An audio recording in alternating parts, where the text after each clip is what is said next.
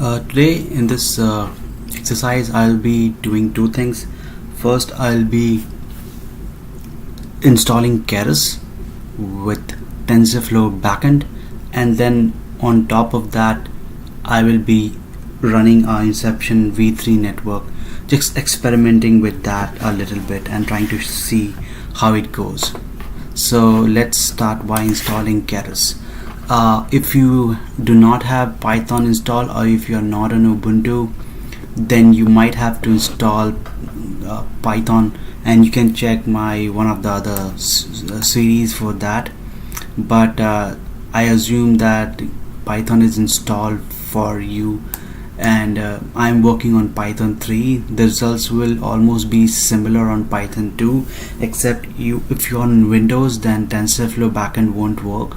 Otherwise the rest of things should be the same. So let's start by installing Keras.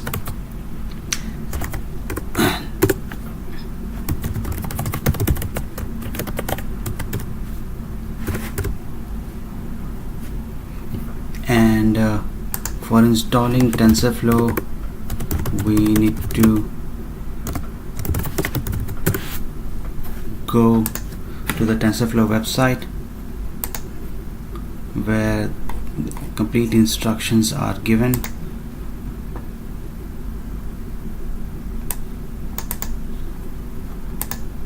So we will do this first. It is still installing, and you can see that it installed a couple of packages apart from Keras. So I was just checking if my if Python 3 development environment is installed, and it is installed because it did not install anything new. If it is not, then you should do that. It is just basically to cross verify it. Now we are at this TensorFlow /install/install on Linux installing native pipe. So for installing TensorFlow, here are the couple of options. So if we are if you are on Python 2.7, then this is what we need to do. If we are in Python 3 and we just need the CPU support, we do not have any GPU in the machine, then we use this. If we need a GPU support, then we need to install the TensorFlow GPU, and same for this. For this exercise, what I'm going to do is basically I'm just installing for the CPU support. I do not want the GPU support, and it should basically download and install this automatically. I do not have to I do not have to do anything extra. So you see it downloaded a wheel file, and now it's trying to download the dependencies that it has. It will take a minute and it will do everything. Now we are done, so let's try Keras tutorial. So let's try import Keras and import TensorFlow as DDF. So by default this will be a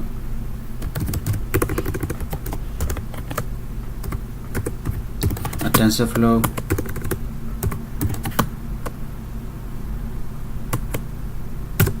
So you can see so this is basically the config file for Keras.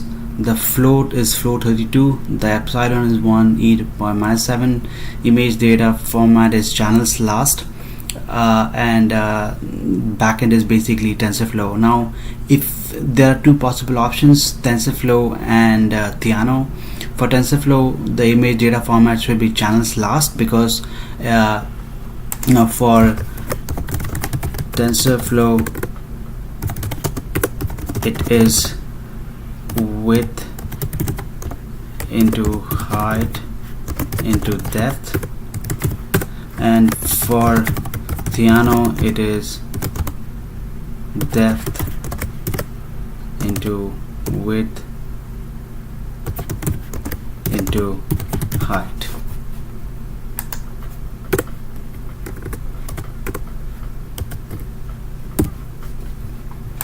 So you might need to change that, but for now I'm using TensorFlow, so this needs to be the same. I do not need to change anything. So what I was thinking is, before I start working, and I think Keras has really good documentation, and what it's really good. I mean, you can't expect anything more. They have included like everything. When we for Keras, there are two kind of APIs. There's something called Sequential API and there's something called a Functional API. Both Sequential is basically something that I started with, and I will suggest you start with as well. It's quite easy. It's quite easy to learn and quite easy to understand. But Functional API is something that you should move towards too, because you can do much more cool stuff, much more stuff with this. For example, we can use two inputs and multiple outputs. We can concatenate like inputs and concatenate outputs using the Functional API. But apart from that, everything remains the same. So let's start with so for example, this is how the Sequential API works. So first we import something called sequentials, and then we initialize this as to a model object, and this model object has a method called add, and this add is basically this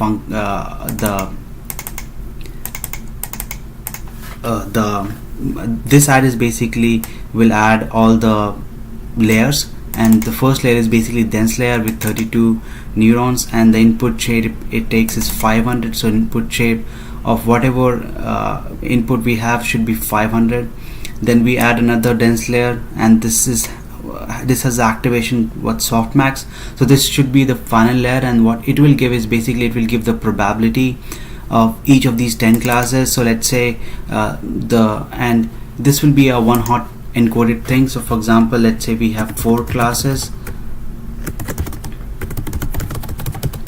So this will be basically 1 0 0 0, and this will be the true class. I'm saying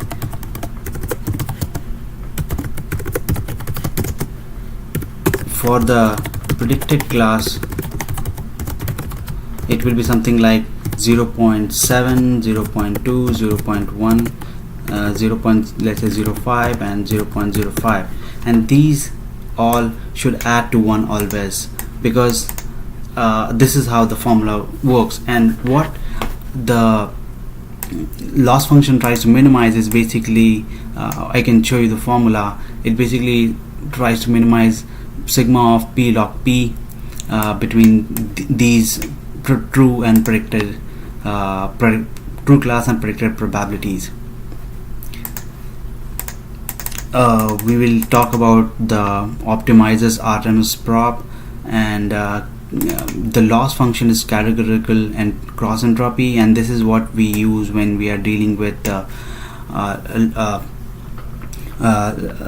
multi-class problem. There's something also called top K categorical cross entropy, and what that will do is basically, rather than our predictions totally correct, it will also be okay if our predictions are in the top 5 category. For example, let's say we had 100 classes, and the probability that we had, this highest probability landed in the top 5 true class, then that would have been correct. And the metrics is basically accuracy. If we it's basically the accuracy metric that we have here. And then we have the fit method, and I will go through all of this in a while. So this is for installing Keras. I will basically be going with a short example on Keras before I go into the inception network.